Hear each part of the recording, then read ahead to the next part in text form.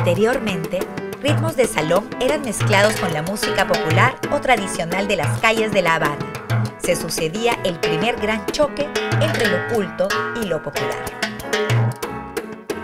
Es lo que lleva a las contradanzas al danzón, que lo hace Miguel Faílde Pérez en Matanza, el primer danzón, las alturas de Simpson. Pasan una serie de años, va evolucionando esta contradanza y aparece un género musical que hasta ahora es considerado el baile nacional de Cuba y que da unos elementos impresionantes a la parte de la percusión popular cubana. Fue un género que aparece a finales del siglo XIX, hecho por un compositor matancero, de la ciudad de Matanzas, que era Miguel Faílde. Miguel Faílde crea este género, es el primero con una composición que se llamó Las alturas de Simpson. Toma muchos elementos de esta contradanza que ha ido evolucionando y que se ha ido integrando mucho más a elementos de la música africana que ya estaban. El siglo XIX fue crucial para la cultura cubana. Se consolida el danzón, que más adelante fuera el baile nacional de Cuba. Su figura más importante fue el músico cubano Miguel Faílde, y el primer danzón se llamó Las alturas de Simpson. En el siglo XIX Cuba era un país de inmigrantes, como lo fue en el siglo XX. Hasta ahora, hasta la Revolución, la gente iba a Cuba. ¿Quiénes iban? Bueno, desde el principio venían los españoles, ¿verdad? Pero de ciertas partes de España. Pero en el siglo XIX empiezan a venir españoles del norte de España, muchos de ellos. Asturianos, gallegos, vascos, catalanes, que hasta entonces habían venido en un número menguado. La población de Cuba salta de prácticamente 200.000 personas a 1,5 millones cuando se inaugura la República en 1902. Además de eso empiezan a venir grandes cantidades de negros y por primera vez gran número de mujeres esclavas. Durante los primeros 3 siglos, y eso se puede aplicar a todo el Caribe, de cada 10 personas que venían a Cuba, imagino que lo mismo Puerto Rico, que a Santo Domingo, de 10 españoles, 8 eran hombres y 2 eran mujeres. Lo mismo pasaba con los esclavos, se traían 8 hombres y 2 mujeres. Pero cuando se pone, Inglaterra impone en los años 1817 o 20, prohíbe la trata y se vuelve muy dificultoso importar negros y muy costoso, pues se empiezan a traer gran cantidad de negras esclavas. Eso coincide con la caída del Imperio de Oyo en Nigeria y vienen a Cuba gran cantidad de personajes importantes, porque al caer el Imperio de Oyo vienen gran cantidad de babalaos. Cuba es el único país de América con babalaos, ni siquiera en Brasil. La música ritual de Cuba es riquísima, no solamente la de La Habana, sino la de Matanza, porque vinieron grandes músicos, personajes importantes. A Cuba llegaron hasta reyes, opa, reyes de regiones pequeñas, pero bueno, todas esas culturas diferentes están, en un siglo emergen en esa isla. Después trajeron chinos de Manila, después trajeron yucatecos, oye para allá. Una gran cantidad de franceses que huyeron de Haití, otros que vinieron de New Orleans, toda esa gente convierte en Cuba y se crea una cultura nueva, la criollez, la cultura cubana. Para mí lo que tiene la cultura cubana es lo adaptiva que es. Nosotros nos adaptamos y cogemos de cualquier cosa.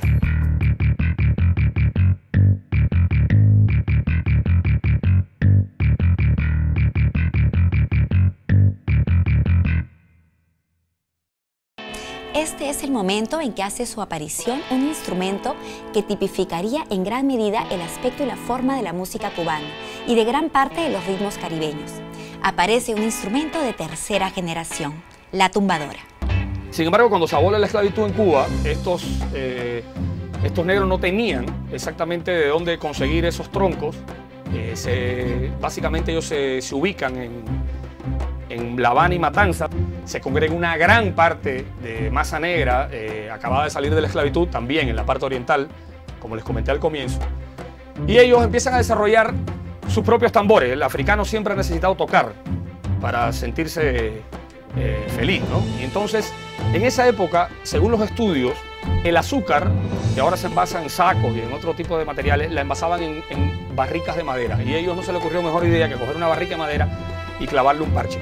En un comienzo muy rudimentario, el sonido no debe haber sido muy interesante, pero sin querer crean un instrumento espectacular, como es la tumbadora, que yo creo que, y ahí va un primer comentario ya a nivel de consejo. Para llegar a tocar bien la música cubana, caribeña, y hablo de música cubana para centrar en Cuba, la isla donde se dan todos estos fenómenos, pero hay mucho aporte del Caribe en general y de América, ¿no? Yo creo que hay que entender este instrumento. Es como querer tocar música peruana y no tener nociones del cajón. O sea, la percusión latina está muy ligada a las manos.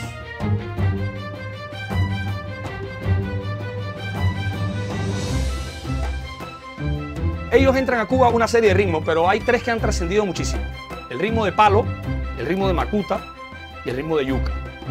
Ellos a las tumbadoras, como no eran tumbadoras, tenían tres nombres bastante característicos. La más aguda se llamaba cachimbo, la mediana la llamaban mula y la más grave caja. Hay una cosa importantísima. En la cultura africana, el instrumento que solea, el instrumento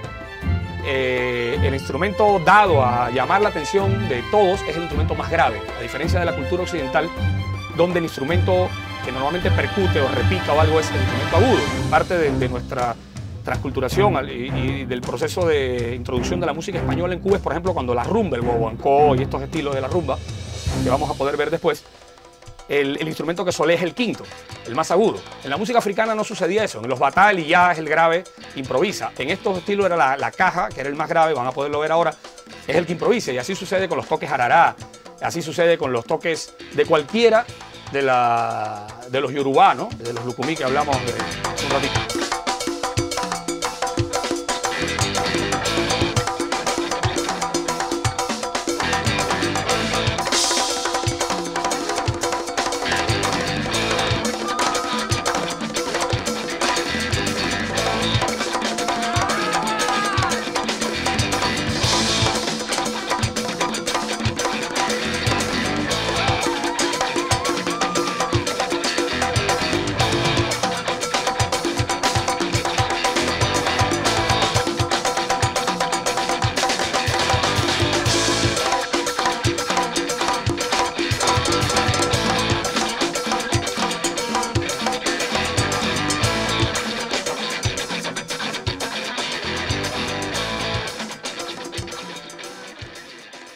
A continuación se consolida la influencia de la música cubana en la región.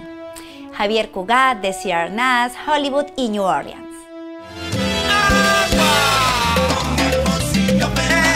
La calle está que arde, con el bolsillo pelado, inventando por aquí, resolviendo por allá, que va, con el bolsillo pelado, no tengo ni pa' un traguito, con el bolsillo pelado, ya la jeva me botó y me he quedado pasmao, con el bolsillo pelado, ay, ay, ay, caballero, ¿qué está pasando aquí? Con el bolsillo pelado, que los biles no pagan y el billete no alcanza, con el bolsillo pelado, ¿cuál será la esperanza? ¿Qué futuro vendrá? Y vuelve.